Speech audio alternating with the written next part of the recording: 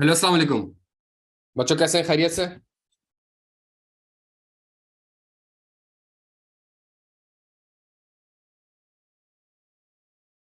आवाज आ रही है बच्चों?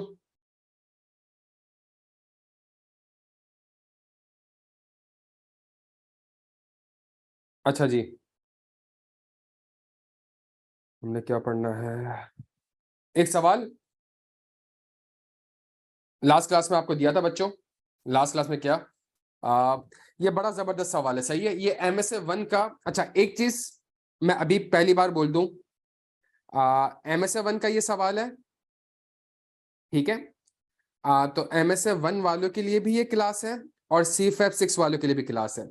मैं दोनों बच्चों से परमिशन ले लेता हूं कि CFAP 6 वाले बच्चों, अगर मैं आपको MSA 1 का 50 नंबर का सवाल प्रैक्टिस करा दूं तो कोई मसला तो नहीं है आपको?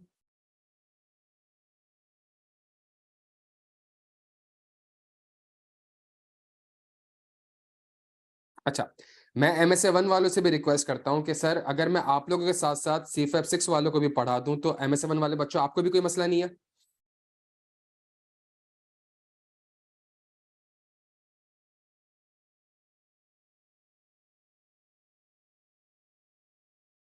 चले, बेहतरीन हो गया, बेहतरीन हो गया। सही है। तो बस अब ये टॉपिक हमारा खत्म हो गया कि ये MSA 1 की क्लास है कि CFAP 6 की क्लास है। सही है। मैटर ये करता है कि हम पढ़ लें अब जल्दी से, ठीक है। ये सारे एडमिनिस्ट्रेटिव मसले अब इसको साइड में रखें। अच्छा, सवाल बड़ा जबरदस्त है। सवाल के मार्क्स देख ले प्यारे बच्चों, कितने नंबर का सवाल है। सवाल हमारे पास मौजूद है, कोई 50 नंबर का सवाल है। और इसके अंदर आज हम पढ़ेंगे तो इंशाल्लाह में ये पता चल जाएगा कितने सारे IFRS, कितने सारे आइजाज आपस में लिंक्ड होते हैं। 1 डेढ़ घंटे में इंशाल्लाह अच्छा हो जाएगा, सवाल पूरा भी हो जाएगा, लिखने की तमीज भी आ जाएगी। और जो CFAP 6 का बच्चा होता है ना, जो कि इस चीज पे कंफ्यूज है कि यार सर, इतने सारे आइजाज आपस में आ जाते हैं, क्या करें। अच्छा, आज जो मैं सवाल करा रहा हूँ वो पेपर में आपकी जो वेटेज, जो एरियाज आज हम करेंगे पेपर में, उसकी वेटेज कोई 50-60 मार्क्स होती है। सही है। तो CFAP 6 वालों को फायदा है। MSA 1 वाली आज की क्लास में ये देख लेंगे कि उन्होंने अगले 2 महीनों में तैयारी करनी कैसे है, पेपर आ कहां से रहा है। तो वो सारी चीजें भी मैं इंशाल्लाह आपको कराऊंगा। लास्ट अटेम्प्ट में भी, उससे लास्ट अटेम्प्ट में भी, उससे लास्ट अटेम्प्ट में भी MSA 1 के सवाल CFAP 6 में एग्जैक्टली कॉपी पेस्ट हो रहा है, ठीक है। बिल्कुल डिट्टो कॉपी पेस्ट हो रहे हैं, ठीक है। तो वो जो सवाल कॉपी पेस्ट कर रहा है वहां पे, तो CFAP 6 वालों को मैं MSA 1 के सारे सवाल करवा देता हूँ ताकि उनके लिए आसानी हो जाए। और MSA 1 वाले साथ साथ अभी हम तैयारी करेंगे इंशाल्लाह, तो हमें पता चल जाएगा हमने मजीद क्या करना है। You are Shafiquddin, an audit senior with DNC, and are involved in planning the audit of Sindh Agri Industries, a new audit client for your firm. The company operates internationally and produces supplies agriculture inputs such as fertilizers and pesticides. Your audit manager is Farid Abbas and the audit partner is Zainab Iqbal. Ahead of the audit of SI for the year ended 30 September 2022, you have been presented with the following information. Appendix 1 provides background information on SAI. Appendix 2 includes extract from the draft FS. Appendix 3 is an email received from the audit manager detailing outstanding matters for inclusion in the financial statements. Appendix 4 contains a memo from the audit partner Zainab Iqbal detailing a proposed acquisition of shares by SAI. Appendix 5 contains information detailing 2 ethical matters affecting the DNC. सही है, 5 appendix हैं आपको। Requirement आपसे बड़ी आसान कह रहा है, identify and explain the key audit risk in respect of the audit of SAI by reference to the background information Appendix 1, draft financial statement for the year ended Appendix 2, and the financial reporting issues outlined in Appendix 3. इसका मतलब ये हो गया प्यारे बच्चों। इसका मतलब क्या हो गया? इसका मतलब हो गया कि इन 3 अपेंडिक्स से हमें क्या आइडेंटिफाई करना है प्यारे बच्चों? इन 3 अपेंडिक्स हमने क्या आइडेंटिफाई करना है? जवाब सबने देना है, एक्टिव सबने रहना है। सही है। इन 3 जगह से हमने क्या आइडेंटिफाई करना है प्यारे बच्चों?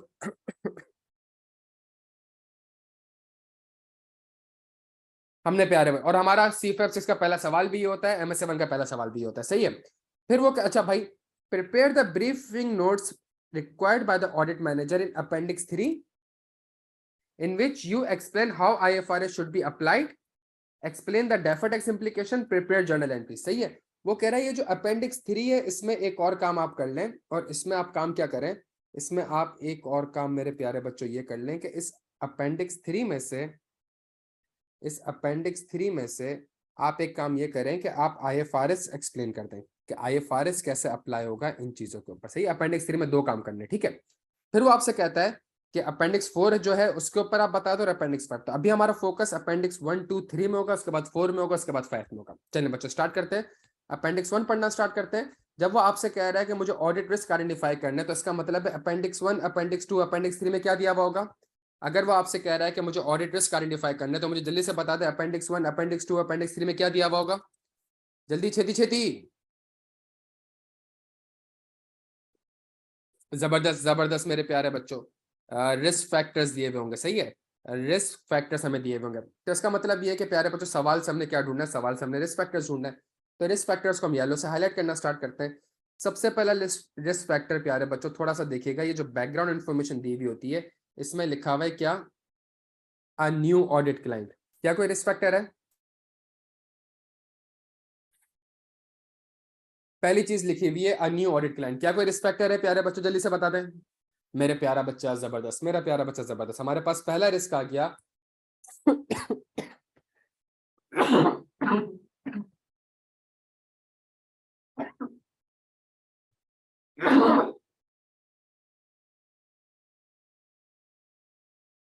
सॉरी यार, हमारे पास पहला रिस्क फैक्टर आ गया, हमारे पास पहला रिस्क फैक्टर आ गया, कौन सा आयजा के हिसाब से, आयजा 510। लैपटॉप हट, मेरी एक बात याद रखिएगा, no cumulative knowledge of the audit of that client is not the audit risk, सही है। No cumulative knowledge of the audit of that client is not the audit risk, सही है। आइजा 510 के हिसाब से रिस्क आ जाएगा। थोड़ा आइजा 510 रिवाइज करते हैं। आइजा 510 अप्लाई होता था इनिशियल ऑडिट एंगेजमेंट में, सही है। इनिशियल ऑडिट एंगेजमेंट दो किस्म के होते थे मेरे पास, या तो लास्ट ईयर अनऑडिटेड है, ऐसा ही था,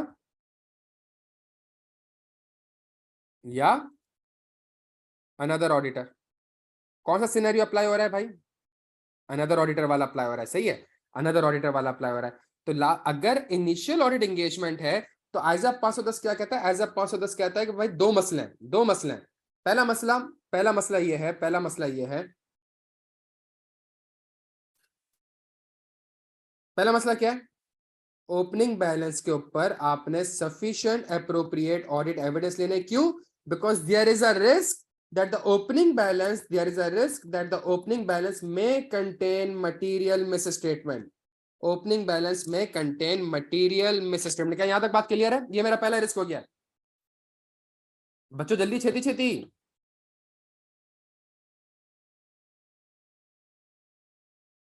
डन हो गया।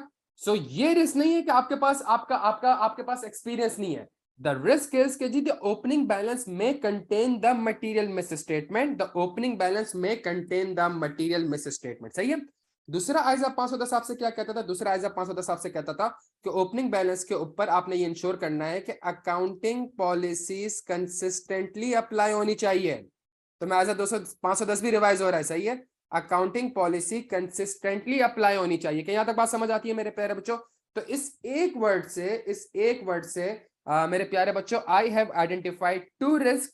The first risk is that the opening balance may contain the material misstatement. The second audit risk is that the accounting policy may not have been applied consistently in the financial statement. Clear हम सारे यहाँ पे। सवाल में procedures की requirement नहीं है, सवाल में प्रोसीजर्स की रिक्वायरमेंट नहीं है, लेकिन हम एक काम ये करते हैं, क्या हम प्रोसीजर्स लिख सकते हैं प्यारे बच्चों, क्या हम प्रोसीजर्स लिख सकते हैं प्यारे बच्चों। मोहम्मद उस्मान साहब आपने लिखा professional clearance, professional clearance pre engagement activities होती है, प्रिलिमिनरी इंगेजमेंट एक्टिविटीज होती है।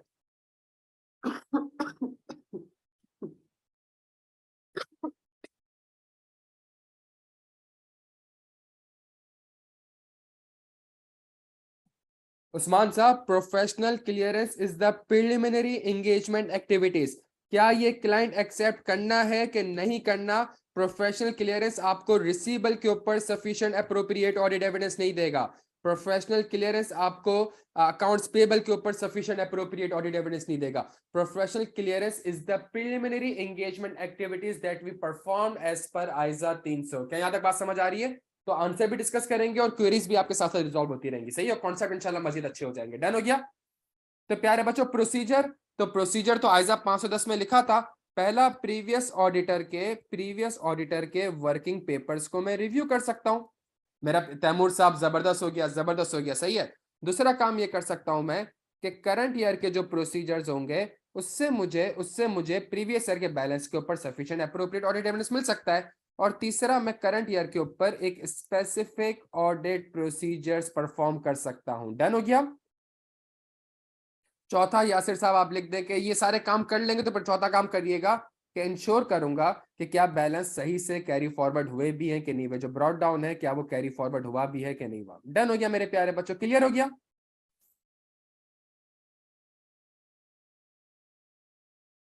तो इसके लिए ये जो आपके सामने दिख रहा है आंसर, इसके लिए तो बस मैंने आइजा 510 को रेफर किया और मैंने लिख दिया सिर्फ एक वर्ड की वजह से, कौन सा, अ न्यू ऑडिट क्लाइंट। थोड़ा सा आगे बढ़ते हैं प्यारे बच्चों, अपेंडिक्स 1 में आते हैं हम। और अपेंडिक्स 1 में वो कह रहा है, Sindh agri industries based in Pakistan is the leading producer and the supplier of agriculture inputs such as fertilizer and pesticides. The raw material and the SI manufactured products are extremely hazardous material and finished products must be stored and transported in line with the strict industry regulation. जब regulation की understanding ली तो पता चला कि industry regulations के ऊपर apply होती है। Inspection take place on a regular basis and the company can be fined for any non-compliance with the regulation or have its operating license revoked for a serious breach। प्यारे बच्चों, यहां से कोई risk पता चल सकता है। ये जो येलो से हाईलाइट किया है ये क्या है, ये जो येलो से हाईलाइट किया है ये क्या है। मेरा बच्चा जबरदस्त, मेरा बच्चा जबरदस्त। तो यहाँ पे मैंने पहली चीज इसको मैंने बता दी कि एज पर आइजा 250 सही है। मैंने लॉज एंड रेगुलेशन लिखा, मैंने कहा देयर इज अ रिस्क एक non compliance of laws and regulation हुई होगी।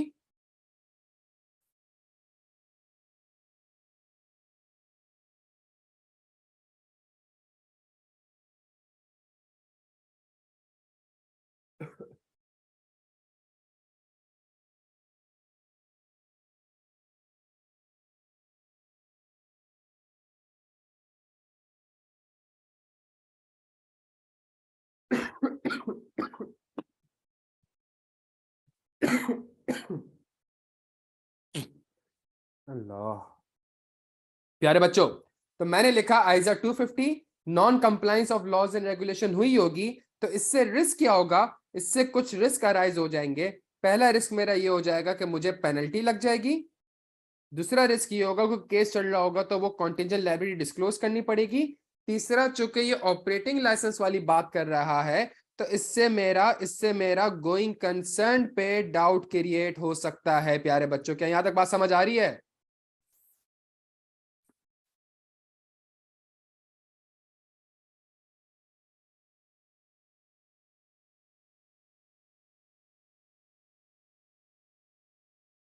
बेहतरीन हो गया प्यारे बच्चों, बेहतरीन हो गया। अच्छा, चले थोड़ा सा एक और काम कर लेते हैं।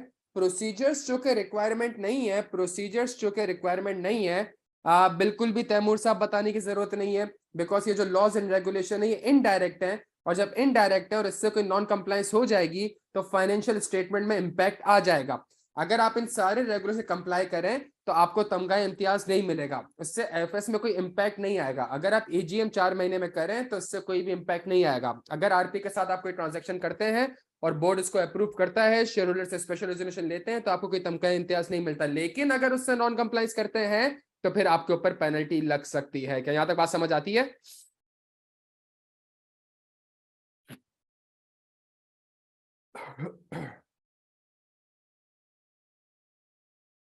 अगर मैं इसके प्रोसीजर्स भी आपके साथ लिखना चाहूं प्यारे बच्चों, तो मेरे प्रोसीजर्स क्या होंगे मुझे बताएं। मैं पहला काम इंक्वायर कर सकता हूं, किससे इंक्वायर कर सकता हूं, जल्दी से बता दें।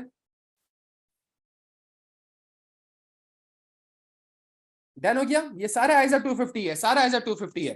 दूसरा काम मैं क्या कर सकता हूं प्यारे बच्चों,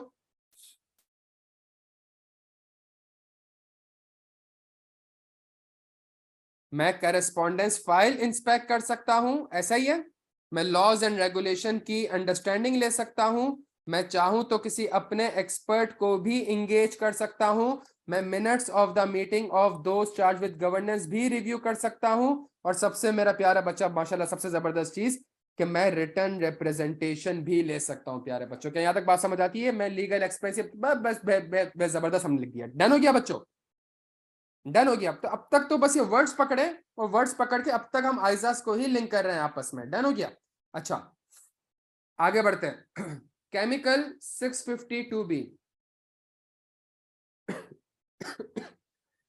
Approximately 35% of the pesticides manufactured by the company contains chemical 652B. Recent research revealed chemical cause harm to wildlife when washed away by rainfall into lakes and rivers. Consequently, product containing the chemical this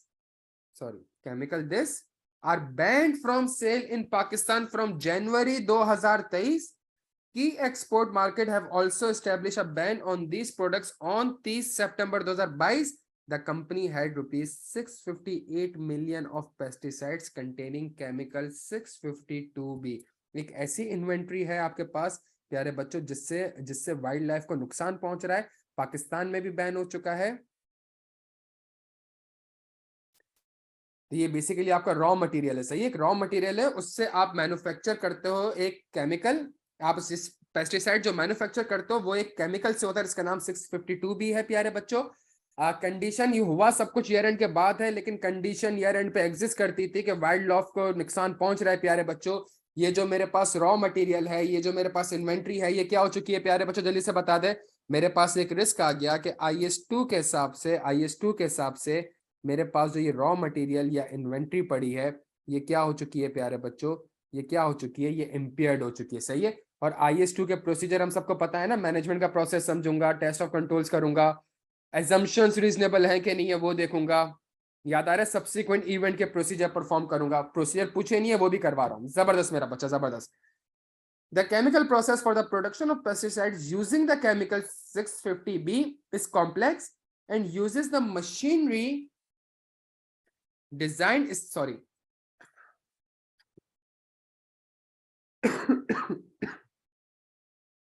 एक ये बना दिया है मैंने। The chemical process for the production of pesticides using chemical is complex and uses machinery designed specifically for the synthesization of chemical.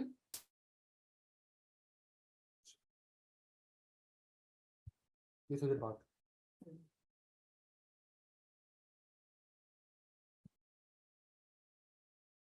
तो ये chemical जिस plant में यूज होता है वो प्लांट भी बड़ा ही कोई स्पेसिफिक है प्यारे बच्चों। जब केमिकल पे बैन लग गया तो प्लांट चलेगा। जब केमिकल पे बैन लग गया प्यारे बच्चों तो क्या प्लांट चलेगा? जब प्लांट नहीं चलेगा तो प्यारे बच्चों एक और रिस्क आ गया मेरे पास, और वो रिस्क आया कि IS36 के हिसाब से मेरा PPE भी क्या हो चुका है, इम्पेयर्ड हो चुका है।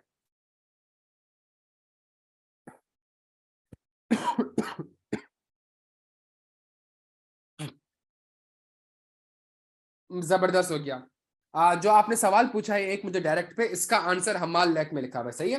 The Pakistan Environmental Protection Agency has concluded that the company's pesticides containing chemical this were responsible for the environmental damage to the Hamal Lake. Contamination of the lake has resulted in a major loss of fish and birds which once flocked to the area but now no longer visit. The park has suggested SIA penalty of rupees 600 million. सही है। तो ये जो हरकत कर रहा था chemical, इससे सिर्फ इन्वेंट्री इंपेयर्ड नहीं हो रही, प्यारे बच्चों, इससे एक और मसला आ चुका है। किस चीज का मसला आ चुका है, जल्दी से बता दें मेरे प्यारे बच्चों। IS37 के हिसाब से एक प्रोविजन रिकॉर्ड करना होगा जो कि मैनेजमेंट ने रिकॉर्ड नहीं किया होगा, या एक कॉन्टिंजेंट लायबिलिटी होगी जिसको डिस्क्लोज करना होगा और मैनेजमेंट ने उसको डिस्क्लोज नहीं किया होगा। क्या यहां तक बात समझ आ रही है प्यारे बच्चों?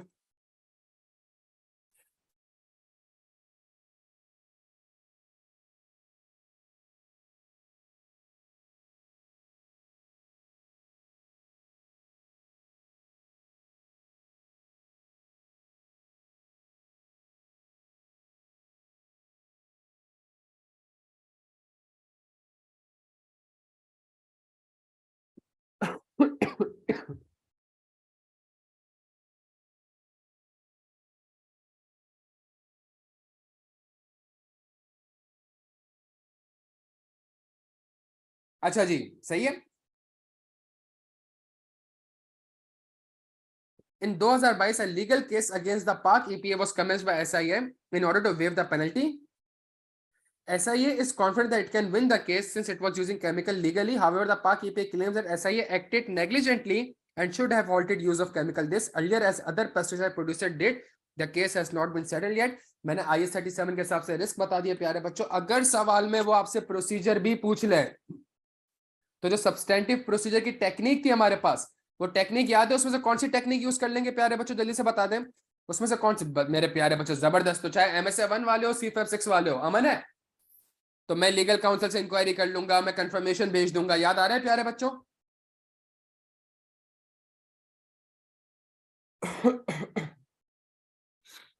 The bank obtained a loan from Malaysian bank in May 2022.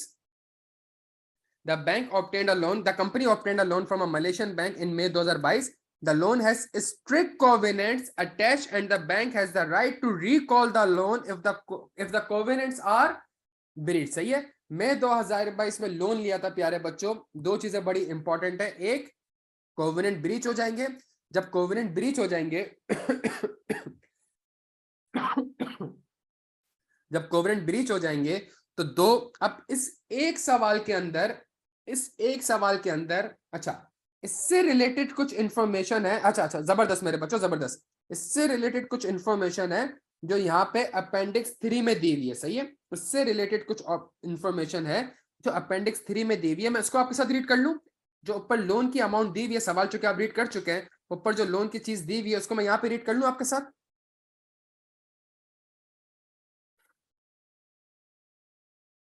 तो अपेंडिक्स 3 जब मैं पढ़ता हूं, we have received the draft financial statement for SIA ahead of the audit, but an email identified there are few outstanding issues. सही है, कुछ issues हैं. I saw that one of the issue relate to a loan in Malaysian currency, so I have noted down exchange rates that may be useful. जब loan लिया था first में को तो 44 का चल रहा था और एक मैं कर चुका हूं, तुम चेक कर लो. 30 सितंबर 2022 को 46 का. 30 सितंबर 2022 प्यारे बच्चों मेरा ईयर एंड है. ठीक है, थोड़ा सा और पढ़ता है लोन के बारे में. On 1st May 2022, the company obtained a loan from the Malaysian bank denominated in Malaysian this. The loan 40 million was used to finance the setting up of a new plant for the export to Malaysian market. It has a 10-year term and carries interest at an annual rate of this. Interest is payable every 6 months. No entries have been made other than to record the loan proceed translated at the spot rate on 1st May 2022, जो कि 44 रुपए का था प्यारे बच्चों. ये हमारे पास एक इंफॉर्मेशन है लोन से रिलेटेड. प्यारे बच्चों मुझे बताएं, इस बैंक लोन से रिलेटेड मैं कितने रिस्क आइडेंटिफाई कर सकता हूं?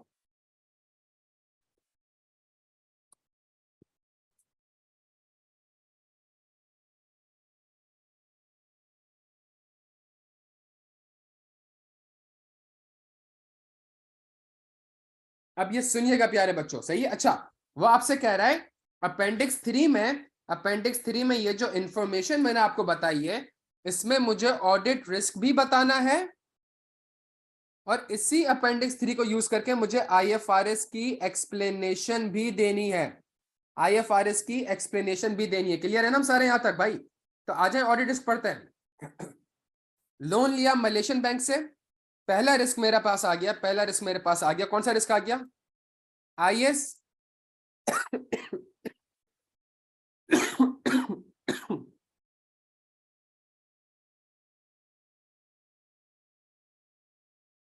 पहला रिस्क आ गया IS 21 का. क्या IS 21 के हिसाब से जो मेरी लायबिलिटी है, ये मेरी मॉनेटरी लायबिलिटी है और मैनेजमेंट ने इसको ईयर एंड पे ट्रांसलेट नहीं किया होगा. ये मेरा पहला रिस्क हो गया प्यारे बच्चों. सवाल में ऐसा लिखा हुआ भी कि कोई एंट्री पास नहीं करी. मेरा दूसरा रिस्क हो गया प्यारे बच्चों, मेरा दूसरा रिस्क क्या हो गया कि इसके अंदर कोवेनेंट्स हैं.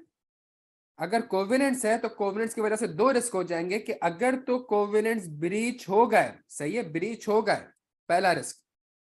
अगर तो कोवेनेंट्स ब्रीच हो गए प्यारे बच्चों, तो दो रिस्क मेरे पास आइडेंटिफाई हो जाएंगे. पहला IS 1 का रिस्क आइडेंटिफाई हो जाएगा और वो होगा नॉन करंट लायबिलिटी से. कहां क्लासिफाई हो जाएगा? लोन कहां पे आ रहा है मेरे पास? लोन कहां पे आ रहा है प्यारे? मेरे पास लोन आ रहा है यहाँ पे नॉन करंट लायबिलिटी में.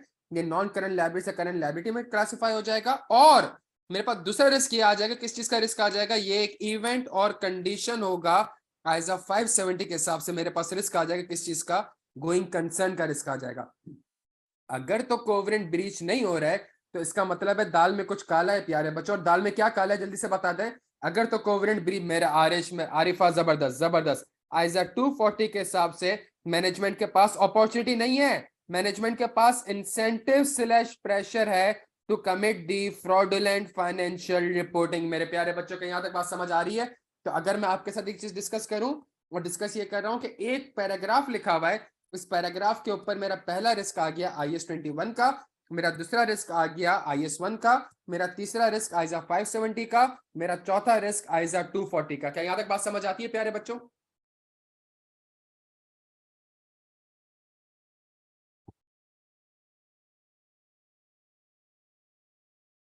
अगर मैं आपसे इसके प्रोसीजर्स डिस्कस करूं, अगर प्यारे बच्चों मैं आपसे इसके प्रोसीजर डिस्कस करूं, तो इसके प्रोसीजर्स में तो कोई इश्यू ही नहीं है। मैं लोन एग्रीमेंट देख लूंगा, मैं ईयर एंड पे स्पॉट रेट देख लूंगा, और मैं उसको स्पॉट रेट को रिकैलकुलेट कर लूंगा जो मेरे पास आउटस्टैंडिंग लोन आ रहा होगा। क्या यहां तक बात समझ आती है? एग्रीमेंट से लोन की अमाउंट देख ली, ये पढ़े हुए हैं प्रोसीजर्स प्यारे बच्चों, सही है? अगर कोवेनेंट ब्रीच, तो कोवेनेंट ब्रीच होंगे तो पता कैसे चलेगा? कोवेनेंट्स लिखे हुए कहां पे आ रहे होंगे? कोवेनेंट्स लिखे हुए कहां पे आ रहे होंगे प्यारे बच्चों, जल्दी से बता दें। तो मैं लोन एग्रीमेंट देखूंगा, वहां पे कोवेनेंट्स को आइडेंटिफाई करूंगा और उन कोवेनेंट्स को टेस्ट कर लूंगा, सही है? अगर खुदा ना खास्ता कोवेनेंट ब्रीच होगा और गोइंग कंसर्न भी ट्रिगर कर जाएगा, तो आइजा 570 का जो मेरा ऑब्जेक्टिव 2 था कि मैं मैनेजमेंट से गोइंग कंसर्न की असेसमेंट लूंगा, मैं मैनेजमेंट से फ्यूचर कैश फ्लोज लूंगा, मैं मैनेजमेंट से एजम्पशंस क्या है उसकी वो दूंगा, मैं subsequent minutes of the meeting of board of directors लूंगा। याद आ रहे हैं सारे प्रोसीजर्स मेरे बच्चों?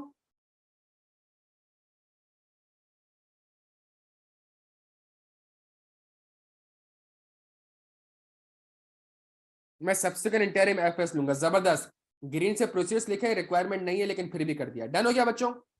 बेहतरीन हो रहा है, कॉन्फिडेंस आ रहा है? जो एमएसए वाला बच्चा भी है, जो C56 वाला बच्चा भी है, बच्चों थोड़ा कॉन्फिडेंस आ रहा है?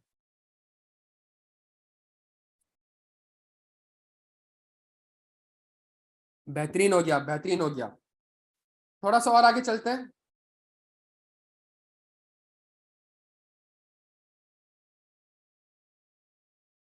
अपेंडिक्स 3 में मुझे ऑडिट रिस्क बताने, सही है? तो मैंने इस अपेंडिक्स 3 में जो लोन से रिलेटेड था, जो लोन से रिलेटेड था, इस पे मैंने प्यारे बच्चों आपको ऑडिट रिस्क बता दिया, सही है? अब पॉइंट 2 पढ़ लेते हैं, पॉइंट 2 पढ़ लेते हैं।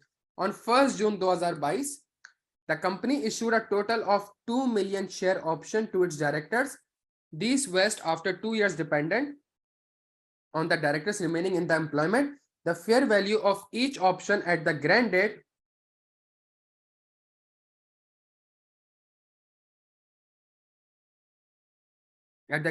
was rupees 96.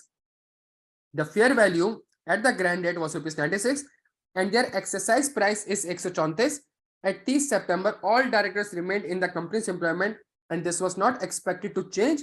The price of each shares of the company at 30 September 2022 was rupees 257, giving the intrinsic value of rupees 123 per share.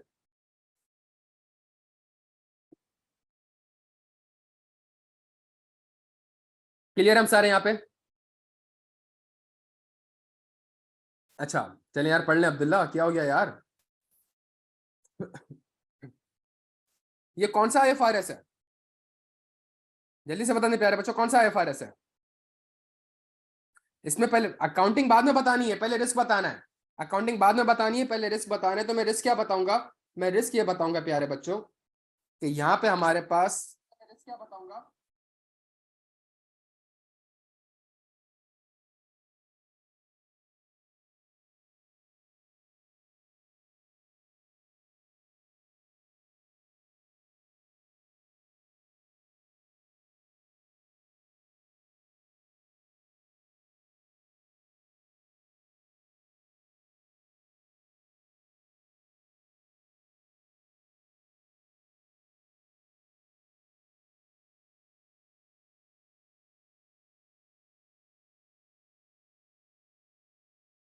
आवाज क्लियर है प्यारे बच्चों?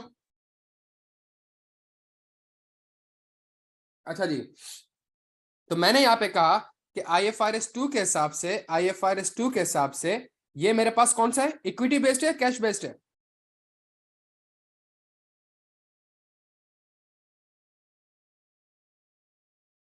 मैं शेयर्स दे रहा हूं, सही है। इक्विटी बेस है तो उसकी अकाउंटिंग किस बेस पे होगी? ग्रैंड डेट के ऊपर मुझे क्या डिटरमाइन करनी होगी? ग्रैंड डेट के ऊपर मुझे फेयर वैल्यू डिटरमाइन करनी होगी, और जो अमाउंट आएगी उसको over the period, over the vesting period में क्या करूंगा, हर महीने इक्वल इक्वल रिकॉग्नाइज करता रहूंगा। ऐसा ही है। बाद में फेयर वैल्यू कुछ भी हो, बाद में वो ले ना ले, इक्विटी चेंज नहीं होती। ऐसा ही है।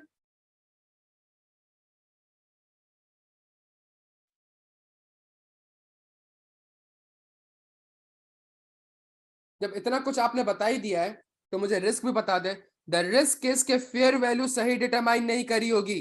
ऐसा ही है। द रिस्क इज के फेयर वैल्यू सही डिटरमाइन नहीं करेगी। द रिस्क इज कि इसकी अकाउंटिंग सही नहीं करेगी। दो रिस्क हो गए। पहला रिस्क फेयर वैल्यू, दूसरा रिस्क अकाउंटिंग। फेयर वैल्यू के ऊपर मुझे प्रोसीजर बता दें। फेयर वैल्यू के ऊपर प्रोसीजर बता दें प्यारे बच्चों, जल्दी छेती छेती। प्यारे बच्चों जबरदस्त। 500/620 वो टेक्निक याद आ रही है प्यारे बच्चों, जिसने C5 पढ़ा हुआ था, MS7 वाले बच्चे। सेम चीज है प्यारे बच्चों, कुछ भी नहीं हो। लास्ट अटेम्प्ट का सवाल है ये।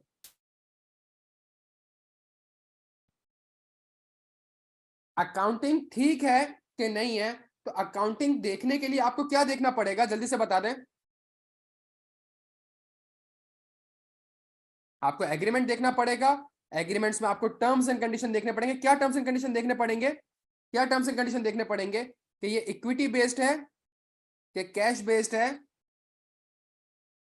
वेस्टिंग डेट क्या है, नंबर ऑफ शेयर्स कितने हैं, वेस्टिंग पीरियड क्या है। ये सारी चीजें जो IFRS में पढ़ी है, सारी चीजें आप एग्रीमेंट में जाकर इसको इंस्पेक्ट कर लीजिएगा, और आखिरी पोजीशन लिख दीजिएगा evaluate the accounting policy. That's it. Done हो गया प्यारे बच्चों?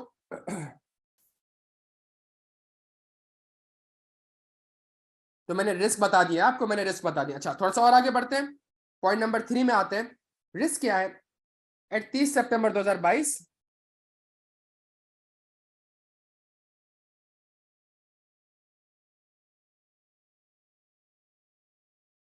the company board decide to change the accounting policy for the owner occupied property and apply for the revaluation model. We have determined that the fair value of all properties other than the head office is rupees 5,160 million above the year end carrying amount. The head office has a carrying amount of rupees 3,860 million, but we have not yet confirmed its fair value. It is located in the area of Karachi that is undergoing redevelopment, and we are aware of several nearby sites being developed as a high-rise residential blocks. Property valuation expert have indicated that on 30 September 2022 we could have achieved 52 million if we had to sold the head office for continued commercial use, and that the price would have been 25% higher if it were sold for a future residential use.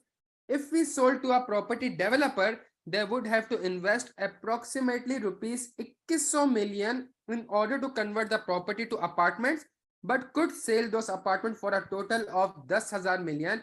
When the company bought the property, the legal purchase document specified that it must not be used for housing or permanent shelter. The legal department has concluded that this restriction would not be transferred on a sale. ये restriction transfer के ऊपर cell नहीं होगी। अच्छा, सवाल क्या है प्यार, तो थोड़ा सा आपके सामने समराइज कर दूं। आपके पास आपने एक पॉलिसी चेंज करी from cost model to revaluation model. जब रीवैल्यूएशन मॉडल पे गए तो तीन तीन फेयर वैल्यू आपके सामने आ गई। पहली फेयर वैल्यू कितनी की आ गई, जल्दी से बता दें।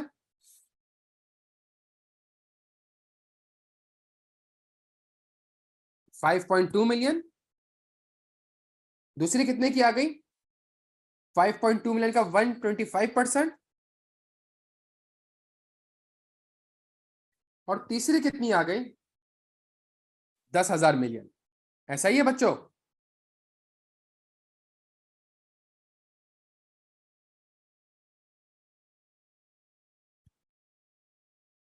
बच्चों क्या हो गया यार?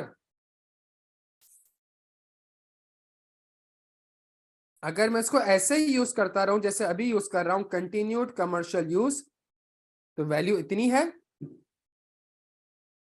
अगर मैं इसको रेजिडेंशियल पर्पस के लिए यूज करूं, रेजिडेंशियल यूज के लिए करूं, तो वैल्यू इतनी है।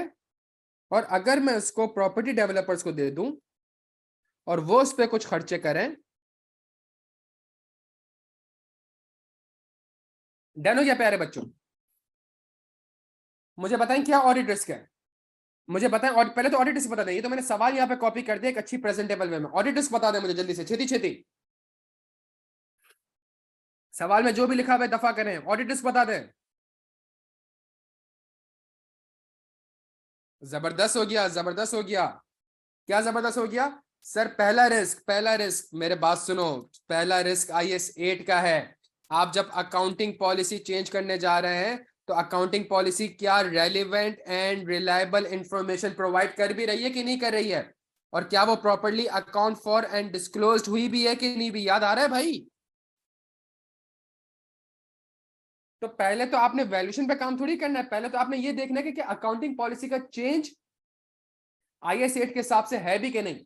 दूसरा काम आपने ये करना है कि अगर आपने उसको कर दिया, अगर आपने उसको कर दिया और अगर रिवैल्यूएशन मॉडल आपको ज्यादा relevant and reliable information provide कर रहा है, तो मेरा अगला रिस्क ये हो गया कि रिवैल्यूएशन पे जो ये फेयर वैल्यू डिटरमाइन की गई है, ये फेयर वैल्यू सही नहीं होगी। ये मेरा प्यारे बच्चों दूसरा रिस्क आ गया। क्या यहाँ तक बात समझ आती है?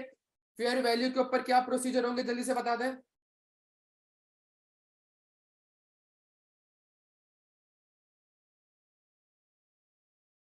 फेयर वैल्यू के ऊपर क्या प्रोसीजर होंगे जल्दी से बता दें। एक्सपर्ट के, सही है। और अकाउंटिंग पॉलिसी जब चेंज होती है, जब अकाउंटिंग पॉलिसी चेंज होती है तो मैं मैनेजमेंट से इंक्वायर करता हूं, याद है? मैं दोस्त जावेद गवर्नेंस के मिनट्स देखता हूं, मैं ये इवेल्युएट करता हूं कि क्या ये वाकई में relevant and reliable information provide कर भी रही है कि नहीं कर रही। डन हो गया बच्चों?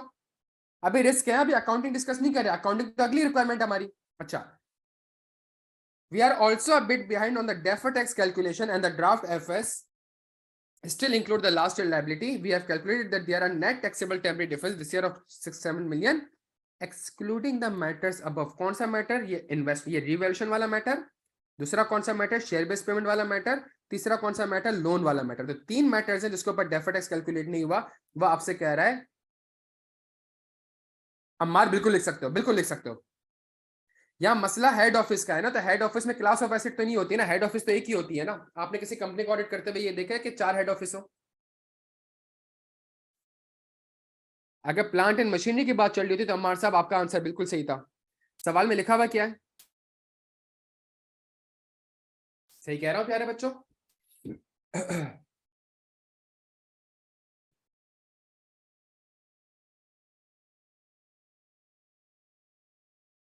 अच्छा जी, अब मेरी बात सबने गौर से सुननी है। अब अगली चीज, हमने जब इसके ऊपर रिस्क आइडेंटिफाई कर लिया तो अगला काम हम ये कर लेते हैं कि इसके ऊपर अब IFRS एक्सप्लेन कर लें। इसके ऊपर तो IFRS में कोई मसला ही नहीं है प्यारे बच्चों, इसके ऊपर तो IFRS में कोई भी मसला नहीं है ना। इसमें कोई मसला है? कोई मसला है इसमें? इस लोन वाली अमाउंट में कोई IFRS का मसला है प्यारे बच्चों? कौन सा IFRS? IAS 21। मैं आपके साथ सवाल वापस रीड कर लेता हूं, ऑल्दो मैं अजम्पशन पे को सवाल आप पढ़ चुके हैं। सवाल आप पढ़ चुके हैं। पार्ट ए डन हो गया बच्चों, पार्ट ए डन हो गया, रिस्क आइडेंटिफाई कर लिया। पार्ट बी, अपेंडिक्स 3, जहां पे 3 इश्यूज बताए गए। कौन से 3 इश्यूज बताए गए? मलेशिया वाला loan, share based payment, and तीसरा रिवैल्यूएशन। इसके ऊपर वो कह रहा है how IFRS should be applied, पहली रिक्वायरमेंट है। डेफर्ड टैक्स की इंप्लीकेशन भी बता दे, सही, और जर्नल एंट्रीज भी बता दे। ये सुनते रहना है सबने।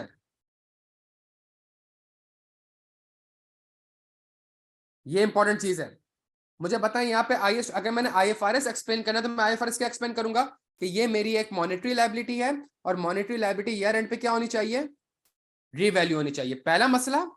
ठीक है, तो जब आप, वो आपसे कह रहे हैं जर्नल एंट्रीज बता दो, तो ये जो लोन आपने लिया हुआ है, कितने का लोन लिया हुआ है प्यारे बच्चों? 2 मिलियन का लोन लिया हुआ है, 40 मिलियन का लोन लिया हुआ है।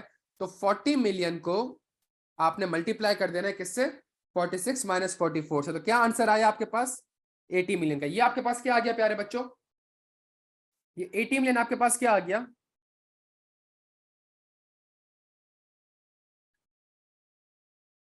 बच्चों क्या हो गया यार?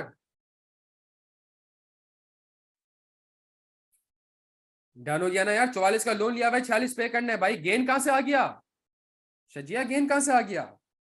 लोन 44 रुपए का लिया है, 46 रुपए पे करना है। डन हो गया? अच्छा, मेरी बात समझने की कोशिश करिएगा। और वो कह रहा है इसके साथ मुझे डेफर्ड टैक्स भी एक्सप्लेन कर दो। तो इसका मतलब है इस लोन की कैरिंग वैल्यू, इस लोन की कैरिंग वैल्यू 80 रुपए से ज्यादा आ रही होगी, और टैक्स बेस कितनी आ रही होगी?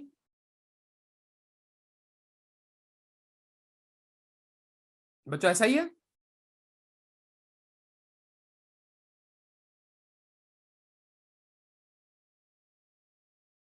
प्यारे बच्चों ऐसा ही है ना? या आप इसको ये कह लें कि टैक्स वाले ने 40 मिलियन के लोन को किससे मल्टीप्लाई किया होगा? 40 से। आपकी अकाउंटिंग में 46 का लोन किससे मल्टीप्लाई हुआ होगा? 40 से। तो नेट डिफरेंस कितने का आ गया? 2 रुपए का आ गया। सही है। तो 2 को मल्टीप्लाई करें अगर आप 40 मिलियन से, तो आपकी कैरिंग वैल्यू 80 मिलियन से 80 मिलियन आ रही होगी, टैक्स बेस 0। आप एग्जैक्ट कैलकुलेटर से मल्टीप्लाई करके आप अमाउंट लिख सकते हैं। सही है। मैं आपको बता रहा हूं कि मेरे पास जो डिफरेंस आएगा वो डिफरेंस कितने का होगा? मेरी और टैक्सी बुक्स में वो 80 रुपए का डिफरेंस होगा। प्यारे बच्चों, मैं 80 रुपए का आज एक एक्सपेंस रिकॉर्ड कर रहा हूं, मैं आज 80 रुपए का एक एक्सपेंस रिकॉर्ड कर रहा हूं। एग्जैक्टली अब्बास, यही होता है ना? ऐसे तो होता है। उसने आपको गाइडेंस में तो दी हुई है। Exchange gain and loss are taxable when realise. जब पे करोगे तब अलाउ होगा। तो पे तो अभी नहीं करा ना, 6 महीने बाद रिपे होगा ना, 10 साल का लोन है ना, लिखा हुआ तो है ये। हाँ मेरे बच्चों, तो ये डिफरेंस आ गया। मैं आज 80 रुपए का एक एक्सपेंस रिकॉर्ड कर रहा हूं जिसके ऊपर मुझे टैक्स बेनिफिट नहीं मिल रहा। कल को जब ये 80 रुपए पे करूंगा तो मुझे टैक्स बेनिफिट मिल जाएगा। तो मतलब ये क्या है मेरा? ये मेरा डिडक्टेबल टेम्पररी डिफरेंस है। और इसको जब मैं टैक्स रेट से मल्टीप्लाई कर दूंगा, लेट से समझने के लिए हम 50% टैक्स रेट रखते हैं, तो इसका मतलब है 40 रुपए का मेरे पास डेफर्ड टैक्स एसेट आ जाएगा। सही है। 40 रुपए का प्यारे बच्चों डेफर्ड टैक्स आ जाएगा। ये डेफर्ड टैक्स की इंप्लीकेशन मैंने उसको हाथ के हाथ बता दी। डन हो गया? दूसरी चीज जो हमारे पास पॉइंट 2 था, इसके ऊपर मैंने रिस्क तो आइडेंटिफाई कर लिया था। इसकी अकाउंटिंग क्या होगी? आईएफआरएस की इंप्लीकेशन ये होगी कि ये मेरा एक इक्विटी बेस्ड है। ये मेरा इक्विटी बेस्ड है। कितना? 2 मिलियन शेयर्स।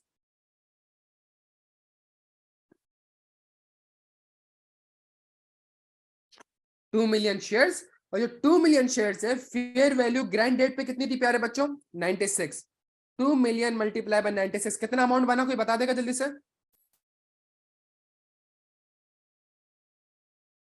192। 192 मिलियन। क्या ये 192 मिलियन इमीडिएट बेसिस पे रिकॉग्नाइज होगा? वेस्टिंग पीरियड कितना है प्यारे बच्चों?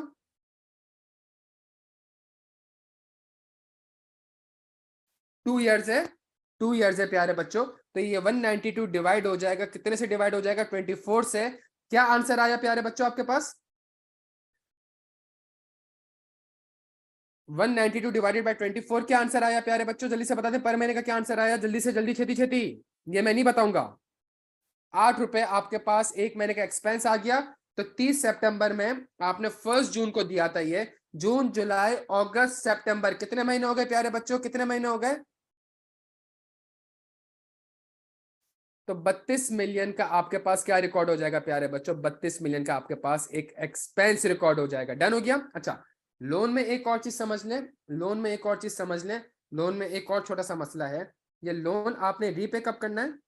Interest is payable every 6 months in arrears. सही है। तो लोन लिया कब है आपने? 1 मई को। तो इंटरेस्ट कब पे करेंगे? अगला लोन लिया है आपने 1 मई को, तो इंटरेस्ट कब पे करेंगे प्यारे बच्चों? जल्दी से बता दें।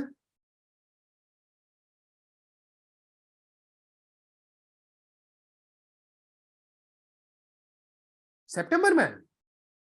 1 मई में 6 महीने ऐड करूं तो सितंबर बनता है। मई, जून, जुलाई, अगस्त, सितंबर, अक्टूबर। तो अक्टूबर के एंड में या 1 नवंबर आप कह लें। सही है। तो इसका मतलब है इस लोन के ऊपर एक चीज रिकॉर्ड करनी पड़ेगी। इस लोन के ऊपर एक चीज रिकॉर्ड करनी पड़ेगी, और वो क्या है प्यारे बच्चों? जल्दी से बता दें। वो क्या है? एक्रूड।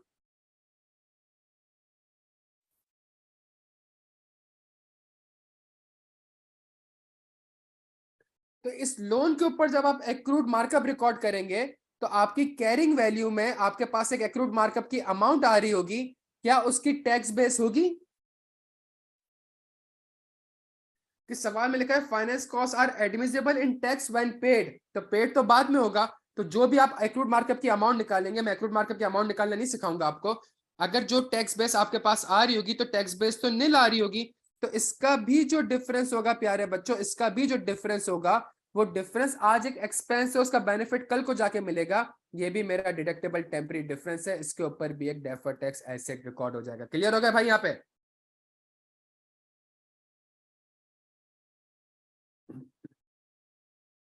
तीसरी चीज, हेड पॉइंट हमारा है अकाउंटिंग पॉलिसी वाला प्यारे बच्चों। तो पहला पहला मेरे फाइनेंशियल इंप्लीकेशन क्या होगी? पहली फाइनेंशियल इंप्लीकेशन ये हो गई कि IAS 8 के हिसाब से ये चेक करना पड़ेगा कि क्या अकाउंटिंग पॉलिसी का चेंज जायज है भी कि नहीं, पहली चीज। दूसरा IFRS में ये होगा कि अगर जायज है तो जो फेयर वैल्यू डिटरमाइन होगी उसके ऊपर एक IFRS है जिसका नाम है IFRS 13, फेयर वैल्यू मेजरमेंट। ये सुनिएगा जो मैं अगली 2 मिनट में आपसे बात करने जा रहा हूँ। IFRS 13 फेयर वैल्यू मेजरमेंट, सही है। अगर मैं फेयर वैल्यू मेजरमेंट की बात करूं प्यारे बच्चों, तो IFRS 13 फेयर वैल्यू मेजरमेंट के ऊपर कहता क्या है?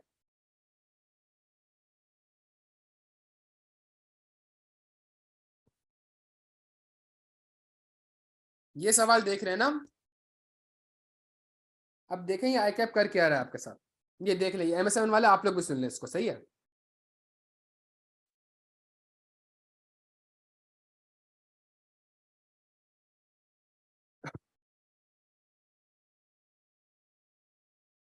A fair value measurement of a non-financial asset is based on its highest and best use, सही है, highest and best। और highest and best use आपके पर्सपेक्टिव से नहीं, मार्केट के पर्सपेक्टिव से। ये सुनिएगा मेरी बात को। The highest and best use of a non-financial asset defined as the use of a non-financial by a market participants, not by you। आप कमर्शियल के बेसिस पे यूज करो, लेकिन अगर रेजिडेंशियल के बेसिस पे अगर मार्केट पार्टिसिपेंट इसको यूज कर ले, that would maximize the value of the asset on the group of asset within which the asset would be used, the highest and the best use taken into account the physical possible, legally permissible, financially feasible। प्यारे बच्चों को यहाँ तक बात समझ आती है? ये पढ़ा हुआ है IFRS 13 में आपने?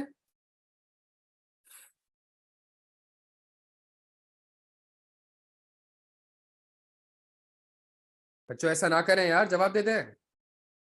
IFRS 13 यार।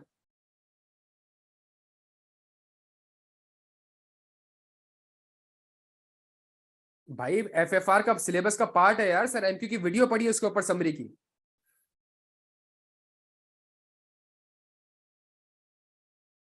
अब यहां मसला आ जाता है, सुने sir, no grip on this. ये एरिया वो कहां पूछ रहा है आपसे? ये एरिया आपसे कहां पूछ रहा है? MS7 में। अब जब बच्चे ने पढ़ा ही नहीं होता इसको, या उसको उस तरीके से देखा ही नहीं होता प्यारे बच्चों, तो यहाँ पे फिर ब्लंडर होते हैं, सही है। और चूंकि ये आपके CFAP 6 का पार्ट है, तो इसका मतलब है IFRS 13 के ऊपर सवाल एक्सपेक्टेड है, सवाल एक्सपेक्टेड है। जब आपने CFAP FFR में इसको नहीं देखा आपने, तो FFR जो एडवांस ऑडिट का पर्चा आएगा उसमें भी ये सवाल इसके ऊपर आ सकता है। बच्चों समझ आ रही है बात?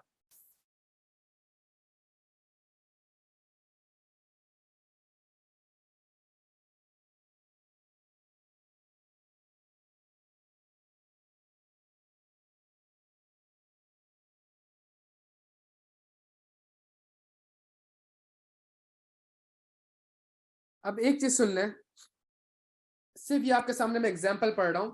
ये IFRS 13 की इलस्ट्रेशन भी है और एग्जाम्पल नंबर 2 भी है, सही है। An entity acquires a land in a business combination. The land is currently developed for the industrial use as a site for factory. The current use of land is presumed to be its highest and best use unless market or other factors suggest a different use. Nearby sites have recently been developed for the residential use as the sites for a high-rise apartment building. ये सुनिएगा, ये सुनिएगा, ये इसने लिखा हुआ है यहाँ पे। और एग्जैक्टली ये चीज कहाँ लिखी हुई है? एग्जैक्टली ये चीज कहाँ लिखी हुई है, जल्दी से बता दें। एग्जैक्टली ये चीज कहाँ लिखी हुई है प्यारे बच्चों, जल्दी से बता दें। सवाल पढ़ा हुआ है आपने? एग्जैक्टली ये चीज कहाँ लिखी हुई है प्यारे बच्चों?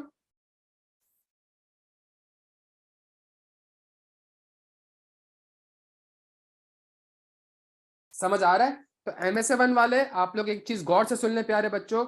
आपके पास जो पेपर में सवाल आ रहा होता है और IFRS के पीछे जो इलस्ट्रेटिव एग्जांपल्स होती हैं, वो एग्जांपल जो कि वो FFR के पेपर में टेस्ट नहीं करता, अभी से कंसोलिडेशन का भी सवाल देखेंगे हम, तो ये उसको वहां पे आपसे पेपर पूछ रहा है। और जितने भी उसने सवाल पूछे हैं, जितने भी IFRS के इंप्लीकेशन है, वो सारे के सारे यहाँ पे एग्जाम्पल से कॉपी करी है उसने। क्या यहाँ तक बात समझ आती है मुझे? तो मेरी बात सुनिएगा, मेरी एक बात सुन ले, इसका आंसर क्या है? इसका आंसर ये है, इसी के आंसर से मैं आपको थोड़ा बहुत एक्सप्लेन भी कर देता हूँ सिनेरियो को। ये मेरा कमर्शियल यूज है, ये मैं करंट यूज कर रहा हूं, ये मैं करंट यूज कर रहा हूं, ठीक है। ये ये दोनों मार्केट पार्टिसिपेंट्स के बेसिस पे, मार्केट पार्टिसिपेंट्स के बेसिस पे आईएफआरएस कहता है आपसे, आईएफआरएस 13 कहता है कि जो फेयर वैल्यू आपने डिटरमाइन करनी है वो मार्केट पार्टिसिपेंट्स के बेसिस पे डिटरमाइन करनी है। और ये सारी की सारी कौन सी डेट पे करनी है? ये मेजरमेंट डेट पे करनी है। ये मेजरमेंट डेट, और मेजरमेंट डेट आपकी क्या है? 30 सितंबर 2023। ये मेजरमेंट डेट पे आपने करनी है। तो मुझे बताएं 5200 का 125% कितना होता है? ये बता दोगे जल्दी से? 5200 का 125% कितना होगा? जल्दी से बता दो।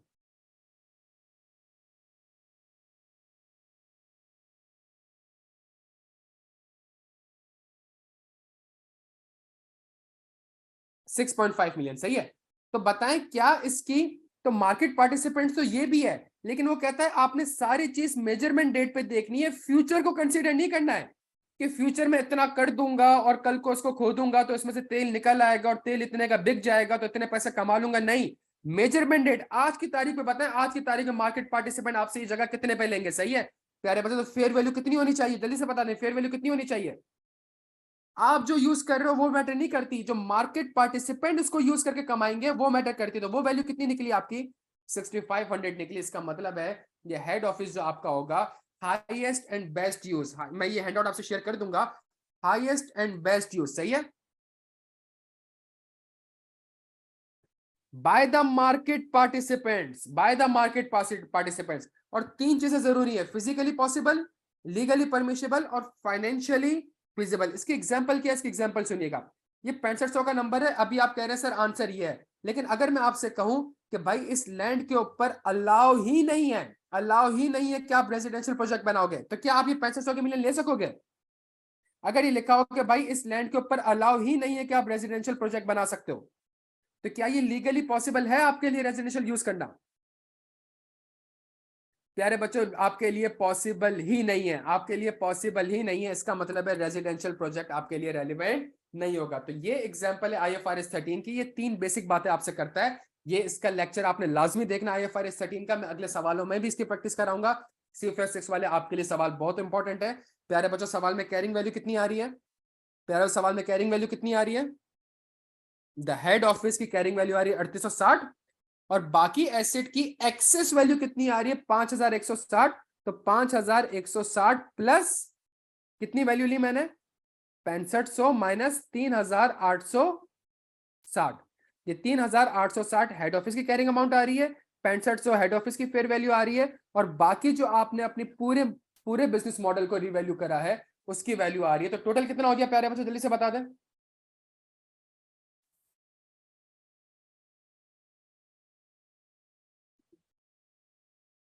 चाय बहुत मीठी थी यार, बहुत मीठी थी। बच्चों यार चलें, कैलकुलेटर में हाथ चलाएं यार, क्या हो गया? सो क्यों रहे भाई?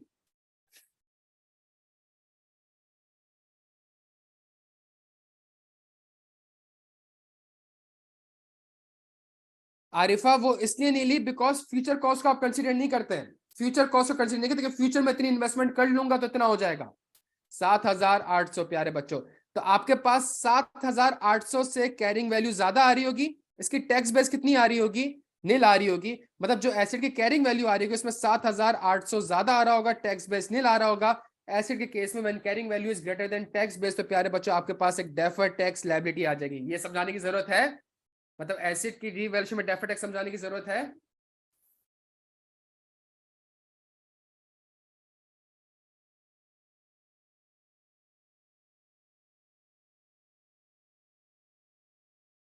बेहतरीन हो गया प्यारे बच्चों, बेहतरीन हो गया। अब ये सुने, तो अपेंडिक्स 3 भी हमारा कंप्लीट हो गया, अपेंडिक्स 3 भी हमारा कंप्लीट हो गया प्यारे बच्चों। अब हम आ जाते हैं अपेंडिक्स 4 में, और अपेंडिक्स 4 आप देखें, ये एक चीज मेरे साथ आप देख लेंगे ना प्यारे बच्चों, आपका बहुत फायदा होगा। 6500 में से मुर्तजा 3860 इसलिए माइनस करा कि 6500 आपकी फेयर वैल्यू है, 3860 आपकी कैरिंग वैल्यू है, सही। तो रिवर्जन सरप्लस जो होगा वो फेयर वैल्यू में से कैरिंग वैल्यू माइनस होकर आएगा ना, और रिवर्स सरप्लस के ऊपर कैरिंग वैल्यू की हद तक तो आप टैक्स बेस दोनों वाले बराबर है। असल मसला तो डेरिवेशन सरप्लस का है। बच्चों एक और अच्छी चीज देख लें, है हिम्मत है 15 मिनट और, फायदा हो रहा है प्यारे बच्चों, चीजें समझ आ रही हैं। ये एक सवाल देख लें, ये एक सवाल आप देख लेंगे CFF6 MS7 वाले प्यारे बच्चों, बहुत फायदा होगा। 15 मिनट देते हैं, बड़ा इंपॉर्टेंट है, सही मुझे पता है शहरी तक आप लोग जाग रहे होते हैं। मेरा अम्मार भाई, जब मैं पढ़ा सकता हूं, जब मैं समझा सकता हूं, जब मैं इन चीजों की लॉजिक भी बता सकता हूं, तो मैं हैंड आउट शेयर क्यों नहीं करूंगा? जब IFRS की एग्जांपल ही है तो यार मैं अपनी किताबें तक आपको कर सका हूं share.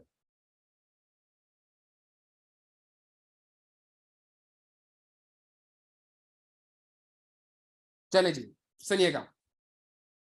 I have a meeting, अब वो अपेंडिक्स 4, अब अपेंडिक्स 4 आ गया सवाल में, रिक्वायरमेंट में देख लेते हैं वो पूछना क्या चाह रहा था अपेंडिक्स 4 में। तो हमारा माशाल्लाह से ये वाला सवाल भी हो गया, पार्ट ए भी हो गया, पार्ट बी भी हो गया। 35 मार्क्स हमने सिक्योर कर लिए प्यारे बच्चों, अल्हम्दुलिल्लाह 35 मार्क्स हमने सिक्योर कर लिए।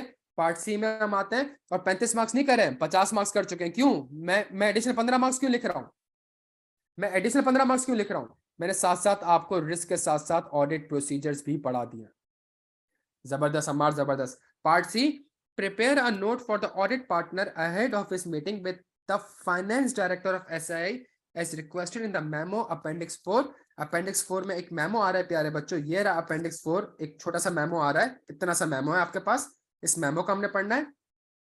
I have a meeting set up with the SIA finance director Waqas Bashir the week after next to discuss a proposed acquisition of shares in MIC by SIA. Waqas has provided outline information on the acquisition. However, I have a full diary and do not have time to digest the relevance of this information before the meeting. The company is a key client to DNC and it is important that I am well prepared for the meeting. Therefore, please prepare the briefing notes for me in which you explain whether SAI will be required to prepare the consolidated financial statement, क्या consolidated financial बनाने की जरूरत है, provided that कि वो एक acquisition करने जा रहा है दूसरी कंपनी में, एक कंपनी SAI MIC में एक्विजिशन करने जा रही है, तो क्या कंसोलिडेशन की रिक्वायरमेंट है? Explain whether the SAI can recognize the MIC's know-how and customer database if it does prepare the consolidated FS। ये कुछ इंटेंजिबल एसेट आ रहे हैं, ये कुछ इंटेंजिबल एसेट्स आ रहे हैं, ये IS38 वाले इंटेंजिबल एसेट्स नहीं है, मतलब है इंटेंजिबल एसेट, रिकॉग्नाइज नहीं हो रहा है। ये इंटेंजिबल एसेट क्या कंसोलिडेटेड फाइनेंशियल स्टेटमेंट में रिकॉग्नाइज होंगे? जिसका अगला सवाल है, explain whether the different assumption regarding the measurement of inventory causes an issue in terms of preparing the consolidated financial statement। सवाल क्या है? इतना सा सवाल है, इस इतने से सवाल को पढ़ के प्यारे बच्चों कितने सवाल के आंसर देना है? इस इतने से सवाल को पढ़ के कितने सवाल के आंसर देना है? क्वेश्चन 1 का आंसर देना है, क्वेश्चन 2 देना है, क्वेश्चन 3 देना है, सही है ना? ये क्वेश्चन 1 है,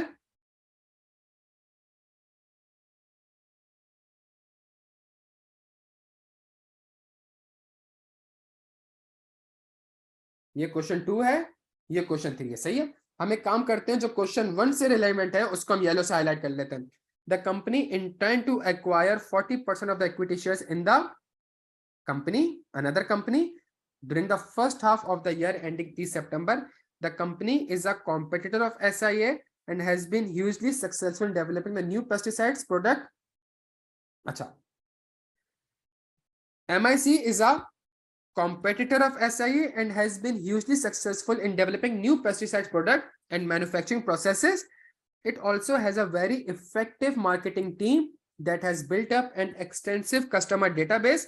कस्टमर डेटाबेस, तभी मैंने उसको ब्लू से हाईलाइट कर दिया, इस वाली रिक्वायरमेंट को ब्लू से हाईलाइट कर लेते हैं, जो हमारे पास रिक्वायरमेंट 1 है उसको येलो से हाईलाइट कर लेते हैं, सही है। The main reason for us acquiring interest, the main reason for us acquiring interest in MIC is to access the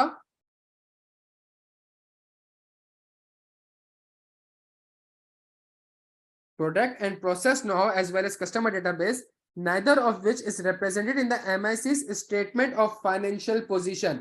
ये दोनों चीजें उसके फाइनेंशियल पोजीशन में नहीं आ रही, इसका मतलब है दोनों चीजें उसके पास एज इंटेंजिबल एसेट रिकॉर्ड नहीं है। In terms of operation I have been told that MIC measures its inventory. ये तीसरा हो गया प्यारे बच्चों, ये तीसरा हो गया। तीसरा कौन सा हो गया? इन्वेंट्री वाला। I have been told that MIC measure its inventory using a first in first out formula while we use average cost, but other than this policy the two companies are very similar and I imagine that we will able to achieve some same. बच्चों highlighting समझ आ रही है?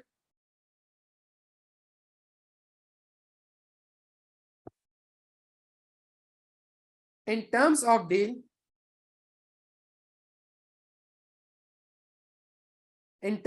the company will purchase the 45% shareholding from the two brothers who originally set up MIC. Over the years, the remainder of the equity shares have become widely dispersed such that they are held by the thousands of shareholders who each exercise their voting rights independently and none of whom owns by more than 1%. In addition to 45% equity shareholding, SIA will have the right to appoint the production and operation director. जो yellow से highlight किया है उसको समझने की कोशिश करें.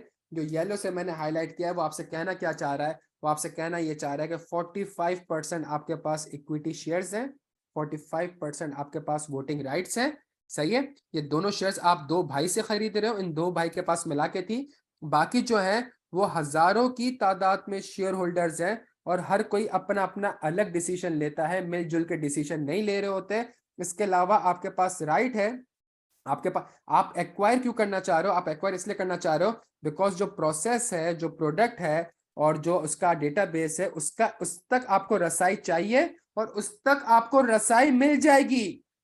is to access the product and process know-how as well as a customer database. सही है.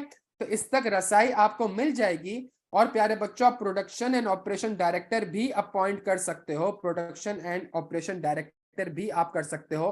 प्यारे बच्चों, 50% से तो ज्यादा होल्डिंग नहीं है, 51% होल्डिंग तो नहीं है प्यारे बच्चों, लेकिन मसला यह है कि स्टिल मेरे पास कंट्रोल है. मैं इस एंटिटी को कंट्रोल करता हूं. क्यों? ये कॉम्बिनेशन है, ये एक बिजनेस है, ये बिजनेस को एक्वायर कर रहा हूं मैं. क्यों बिजनेस को एक्वायर क्यों कर रहा हूं? बिकॉज मेरे पास इनपुट, प्रोसेस, आउटपुट तीनों है, प्लस मैं उसको कंट्रोल कर रहा हूं. चूंकि कंट्रोल कर रहा हूं तो लेस देन 50% होल्डिंग के बेसिस पे भी मैं कंट्रोल करता हूं, तो मुझे कंसोलिडेटेड फाइनेंशियल स्टेटमेंट बनाने होंगे. ये सवाल प्यारे बच्चों मैं आपके साथ पढ़ चुका हूं, लेकिन मजेदार चीज जो मैं आपको दिखाने की कोशिश कर रहा हूं वो ये कोशिश कर रहा हूं कि ये सवाल आप पढ़िएगा.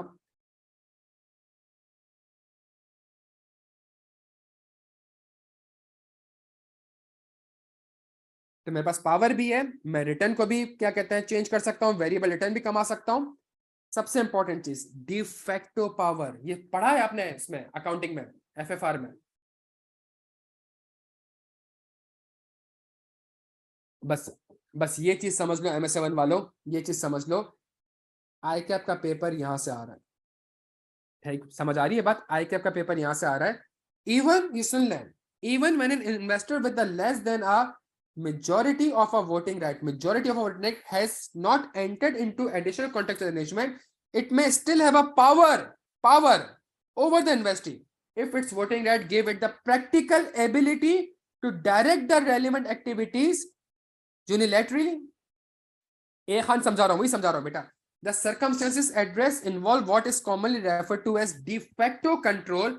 IFRS 10 includes specific guidance on how to determine whether an investor that does not hold a majority of a voting right has a de facto power over investee. क्या सवाल है? सवाल ये है प्यारे बच्चों, ये सवाल देख लें. When considering the size of the investor's holding relative to the size and dispersion of the holding of the other vote holders, IFRS of 10 observes that the likelihood of the investor having the current ability to direct the relevant activities of the investor increases with, कुछ आपको सब scenario दिया हुआ है और मैं आपके साथ सिर्फ एक एग्जांपल पढ़ रहा हूं.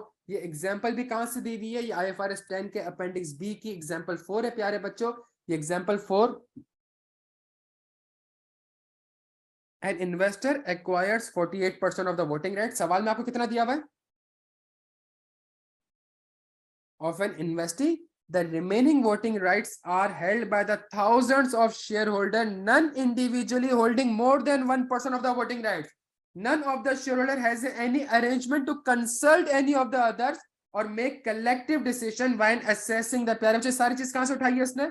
ये सारी चीज कहां से उठाई है प्यारे बच्चों?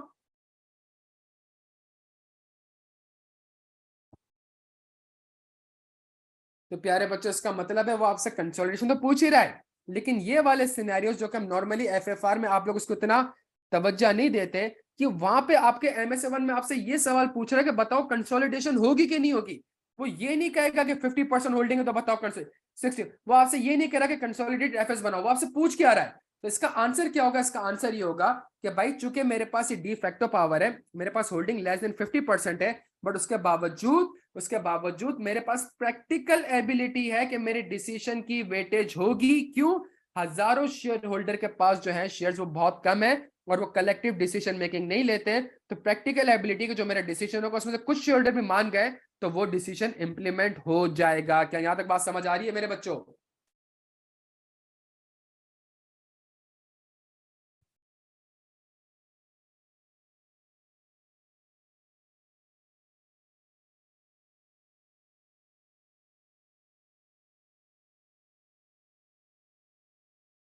अगला सवाल वो आपसे पूछ रहा है कि ये जो नो हाउ और कस्टमर डेटाबेस है, क्या इसको रिकॉर्ड किया जाएगा?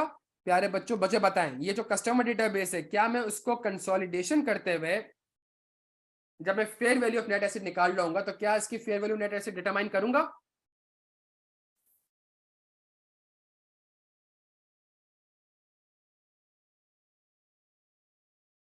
प्यारे बच्चों, ये IS 38 के हिसाब से, ये जो मैंने ब्लू से हाईलाइट किया है, ये IS 38 के हिसाब से इंटेंजिबल एसेट नहीं है ना, इंटेंजिबल एसेट नहीं है।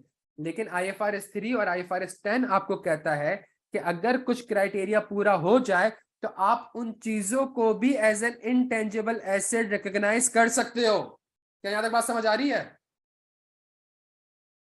मैं आपको कुछ एग्जांपल देता हूं। एक कंटिजेंसी चल रही है, एक कंटिजेंसी चल रही है, सही है, फाइनेंशियल स्टेटमेंट में सब जिसको मैं एक्वायर करने जा रहा हूं उसकी एक कंटिजेंसी चल रही है और उसकी एक कॉन्टिजेंट लायबिलिटी है। क्या फेयर वैल्यू डिटरमाइन करते हुए, गुडविल डिटरमाइन करते हुए इस कॉन्टिजेंट लायबिलिटी की फेयर वैल्यू डिटरमाइन नहीं कर रहे होते?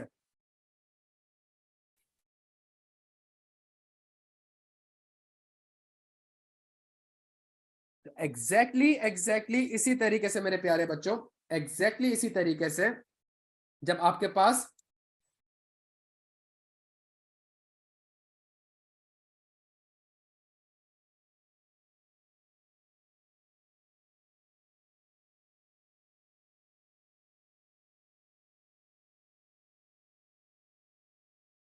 this section includes consideration of matters deal with in IS 38 which are specific to IFRS 3.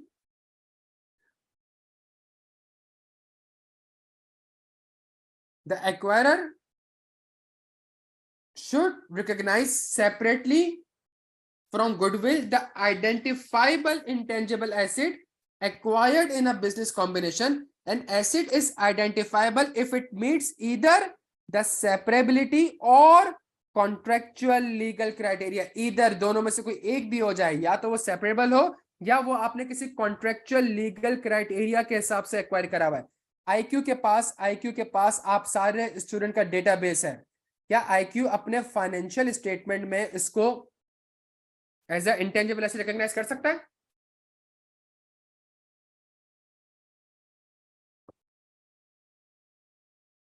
लेकिन अगर कोई दूसरा इंस्टीट्यूट आईक्यू को एक्वायर करने जा रहा है इस कंडीशन की बेसिस पे कि यार ये जो इनके पास डेटाबेस है इसकी एक वैल्यू है, मैं अगर आईक्यू को एक्वायर करूंगा तो इससे फायदा ये हो जाएगा कि मेरे पास ये सारे स्टूडेंट का डेटाबेस एक्सेस आ जाएगा जिसकी वजह से मैं अपने कोर्सेज बेच सकूंगा। और मैं जब एक्वायर करूंगा तो मैं आईक्यू से ये अरेंजमेंट करूंगा कि भाई इन डेटाबेस के ऊपर अब मेरा एक कॉन्ट्रेक्चुअल लीगल राइट है और ये एक सेपरेबल है, मतलब इसकी एक पेमेंट हो रही है। प्यारे बच्चों, जब मैं कंसोलिडेशन कर रहा हूँ तो इसके ऊपर इसकी भी एक फेयर वैल्यू डिटरमाइन हो रही होगी। क्या समझ आती है बात यहाँ पे?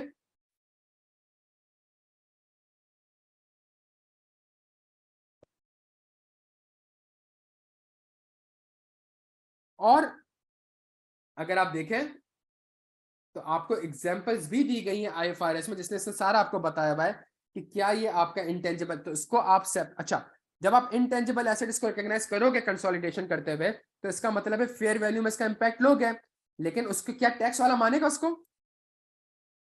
बच्चों क्या टैक्स वाला मानेगा उसको? जब टैक्स वाला नहीं मानेगा तो इसका मतलब है इसके ऊपर भी एक डेफर टैक्स आ जाएगा। आपके हिसाब से एक इंटेंजिबल एसेट है, उसकी एक वैल्यू है, टैक्स बेस में उसकी वैल्यू निल है, इसके ऊपर भी एक डेफर टैक्स लायबिलिटी रिकॉग्नाइज हो जाएगी जो कि गुडविल से नेट हो रही होगी। ऐसा ही है, ऐसा ही है ना भाई?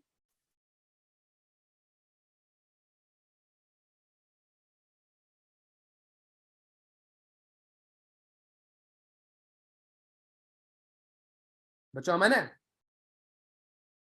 तीसरी चीज सुनिएगा, explain whether different assumption regarding the measurement of inventories. I have been told that MIC measure its inventory using a first in first out formula while we use average cost. बताओ क्या तरीका है इसका?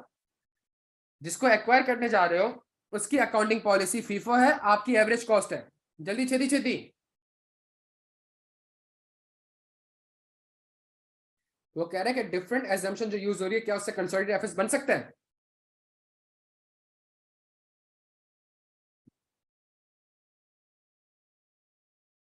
तो प्यारे बच्चों, एक तरफ होल्डिंग कंपनी है, एक तरफ सब्सिडी कंपनी है। सब्सिडी कंपनी अपनी पॉलिसी क्या कर ले? आप सवाल में क्या लिखेंगे? सब्सिडी कंपनी अपनी पॉलिसी क्या कर ले?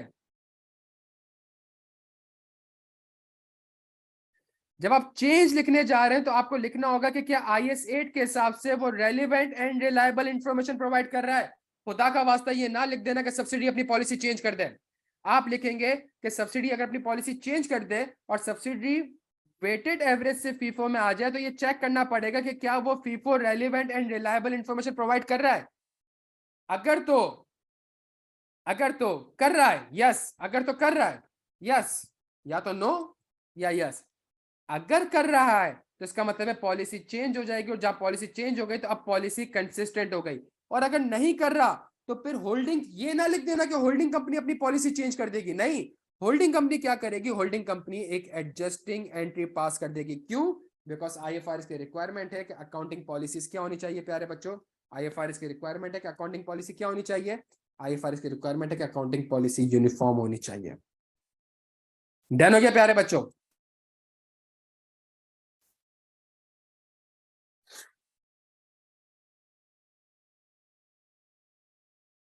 आखिरी सवाल, 5 मिनट थोड़ी सी और हिम्मत पकड़े, 5 मिनट थोड़ी सी और हिम्मत पकड़े। आखिरी सवाल अपेंडिक्स 5। सवाल की रिक्वायरमेंट में वो आपसे क्या कह रहा है? सवाल की रिक्वायरमेंट में वो आपसे कह रहा है discuss the professional and ethical issue raise in appendix 5 and recommend the appropriate actions to take. 6 number का सवाल है। पहला सवाल आपके पास जो पहला सिनेरियो है वो है Kharoti agriculture group. Zainab Iqbal was introduce to Abdullah, finance director of KAG, at a recent charity event. KAG is an international group specializing in the production of fertilizers and pesticides for agriculture use and is a direct competitor of SAI. SAI कौन है? आपका audit client है। Abdullah explained that the KAG is changing auditor this year and would like DNC आप audit firm है जो कि इस audit client को ऑडिट कर रहे हैं, to act as the new auditor. He went on to explain that KAG is particularly interested in DNC due to its experience in auditing companies in the KAG industry. कौन सी किस company की बात कर रहा है? SAI की बात कर रहा है प्यारे बच्चों। दोनों कंपनीज आपस में क्या है? SAI और KAG दोनों आपस में क्या है? SAI और KAG। ये आप ऑडिट फर्म है, ये आप ऑडिट फर्म है, ये आप ऑलरेडी ऑडिट कर रहे हैं किसका? SAI का। ये आपका ऑडिट क्लाइंट है और ऑडिट फर्म को ये कहा गया है कि आप किसको ऑडिट करें? KAG ने अप्रोच किया कि हमारा भी ऑडिट करें। ये दोनों आपस में कौन है प्यारे बच्चों? ये दोनों आपस में कॉम्पिटिटर है। और सवाल में एक लाइन लिखी हुई है कि KAG इंटरेस्टेड इसलिए है आपके साथ बिकॉज आप इसका ऑडिट करते हैं प्यारे बच्चों। ये क्या हो गया? ये कोड ऑफ एथिक्स के हिसाब से कॉन्फ्लिक्ट ऑफ इंटरेस्ट हो गया। दोनों की एंगेजमेंट टीम सेपरेट होगी। याद आ रहा है प्यारे बच्चों? दूसरा सवाल, luxury resort. Waqas Bashir, the finance director, explained to Zainab Iqbal that he takes the finance team for a weekend at a luxury resort in Murray every year to thank them for their hard work. This year, he would like to invite the entire audit team, पिछले साल तक finance team को लेकर जा रहा था, to join them in Murray. The trip would be funded in full by the SAI. प्यारे बच्चों जल्दी से बता दें।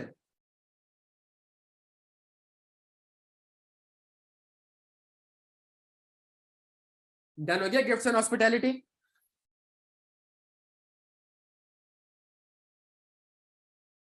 जबरदस्त शजिया बच्चों, फायदा हुआ कुछ सवाल का। 2 घंटे 1.5 घंटा हमने पढ़ा, हार्डली 1.5 घंटा हमने पढ़ा है, लेकिन आप देखें कि इस 1.5 घंटे के अंदर हमने आइजा 250 भी कवर किया, आइजा 240 भी कवर किया, आइजा 510 भी कवर किया, आइजा 570 भी कवर किया हमने, आइजा 540 एस्टिमेट्स के प्रोसीजर भी कवर किए हमने, आइजा 500 मैनेजमेंट एक्सपर्ट भी कवर किया हमने, आइजा 620 ऑडिटर एक्सपर्ट भी कवर किया हमने, IFRS 3 भी देखा, IFRS 10 भी देखा, IS 38 भी देखा हमने, इसके अलावा हमने IFRS 2 शेयर बेस्ड पेमेंट भी देखा हमने, IFRS 13 फेयर वैल्यू मेजरमेंट भी देखा हमने, IS 8 change in accounting policy भी देखा। क्या यहां तक बात समझ आ रही है? हमने IS 21 फॉरेन करेंसी भी देखा है।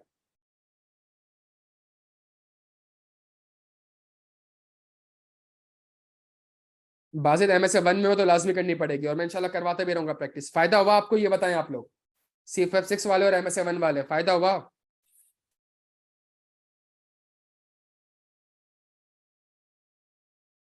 तो थोड़ा सा कॉन्फिडेंस भी आ जाएगा पेपर में, ये चीज CFF 6 के लिए रेलिवेंट भी है। तो इंशाल्लाह प्यारे बच्चों, इंशाल्लाह ये हैंड आउट भी मैं आपसे शेयर कर दूंगा। और क्या कहते हैं, अपना बेहद ख्याल रखिएगा।